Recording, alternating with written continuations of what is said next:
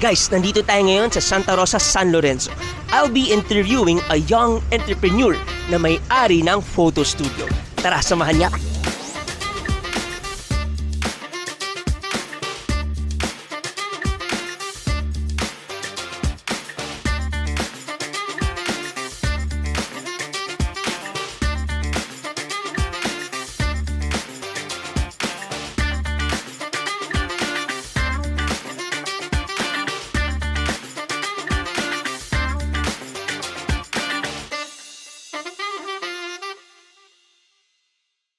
Here with me is Jessica Gabriel.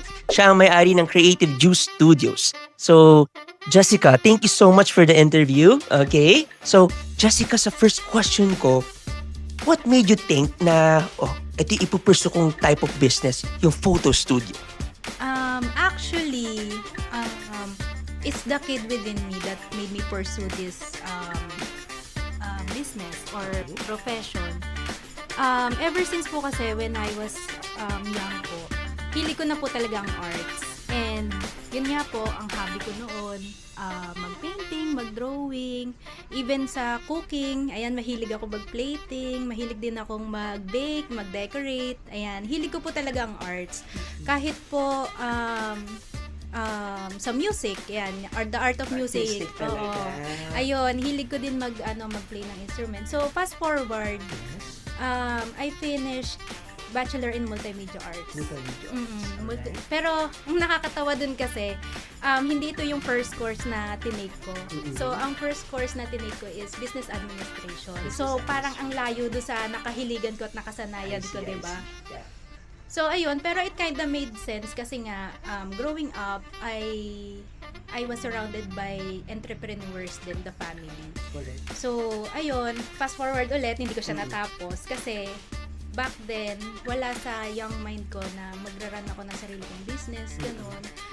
Pero, looking back, parang realize ko na parang, Yes.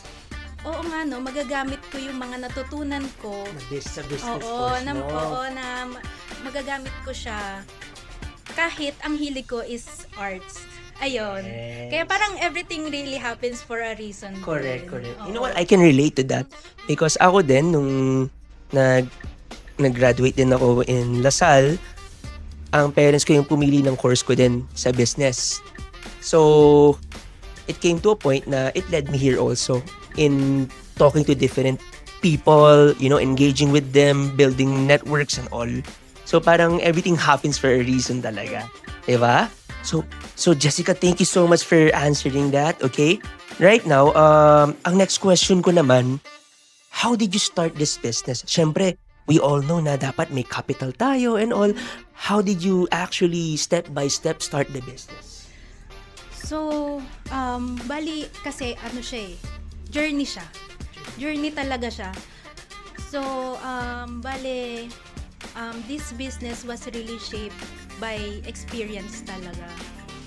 So, ayun nga, as I've said earlier, I was surrounded by entrepreneurs in the family. Kaya I saw firsthand how they handled their businesses, tsaka what it really takes to have one or to run one.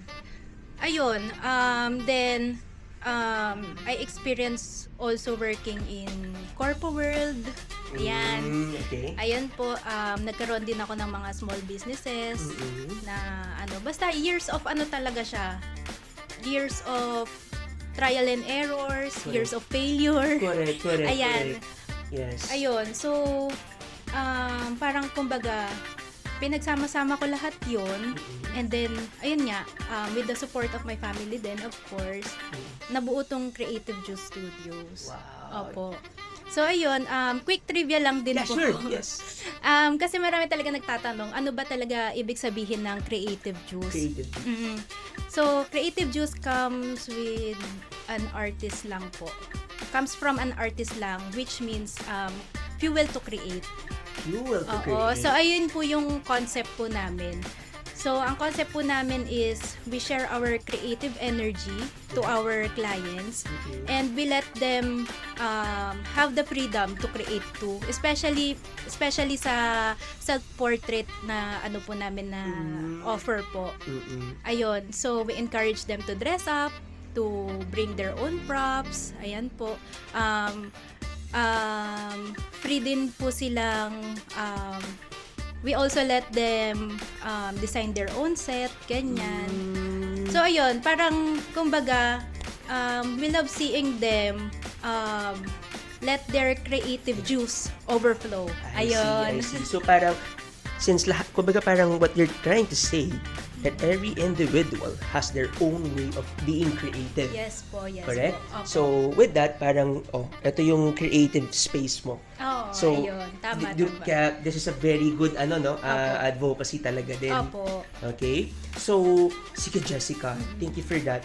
So, for my next question naman, what are the challenges naman sa ganitong type of business? Challenges, actually marami po. Sobrang dami talaga. Siguro hatiin na lang natin siya sa dalawa. Challenges ko bilang entrepreneur, tapos challenge ng business itself. Okay. So, ang biggest challenge ko as an entrepreneur, siguro yung keeping up with how fast things change po talaga. Especially po, 'di ba, in technology, equipments, lalong-lalo na po yung client needs. Correct. Ang bilis ng shifting, lalo na po ang bilis ng trends, Tama, 'di ba? Kaya ayun po, we have to stay as an entrepreneur po. We have to be adaptable. Yes, Diba? yes. We have to be adaptable. We have to continuously learn. Correct. Diba? And be open to what's new and what's in demand. Correct. Ayun. For the business itself naman po, ang biggest challenge po, as you can see po, is the space. The space. The Okay. space. So, parang we've outgrown our studio and it's getting tight na po for the number of services we offer. I see. And the clients we cater. Kasi kapag ka nagsabay po yung printing, tsaka yung photo shoot, ayan na po, ang sikip na po. Ang sikip naman ng studio. Opo.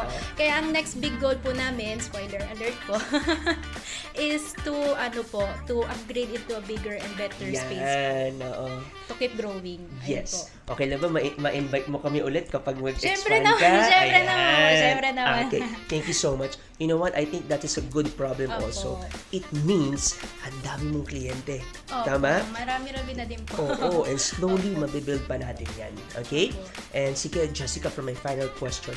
As a young entrepreneur, ano yung possible advice mo sa mga startups, no? Yung mga gusto din mag-gantong business or in other type of business pero gusto di makapagsimula. Ano yung mabibigay mong advice? Actually, marami na ding nanghihingi sa akin ng advice. Pero ang lagi ko sinasabi sa kanila is to start small. Oo, start small. Lalo na kung halimbawa may capital ka naman, 'di ba? Hindi ibig sabihin nun na bibigay mo lahat ng capital mo all at once. So, start small and then work your way up. Kasi by starting small, dun mo talaga makikilala yung brand identity mo, kung ano talaga yung target market mo, tsaka kung ano lang yung mga kailangan mo talaga in your business. Calculated risk. I see. Kumbaga, malelesen mo yung yung risk. Tapos, mas ma-maximize mo yung resources mo. Tsaka, take it from me, kasi pagka nagsisimula ka ng business, ano talaga yan, there are endless of trials and errors po talaga. Yeah. Opo. Kaya, yun ang advice ko. Start small and then just work your way up. Correct. It's all about the journey, not the destination, right? Opo, tama. Okay. Jessica, thank you so much sa time and I appreciate you. And for those who are looking for services na picture and all, right? Andito si Jessica. So, we will include that in the caption. Okay? Kindly look at it in the caption na lang. Okay? Jessica, any gusto mong masabi sa mga tao about the business? Ayun po, you can visit our studio here in San Lorenzo. Just 10 minutes away po from Enchanted Kingdom. Search na lang po sa Google Maps, Creative Juice Studios po. Yun lang po. Alright, thank you, Jessica. Okay.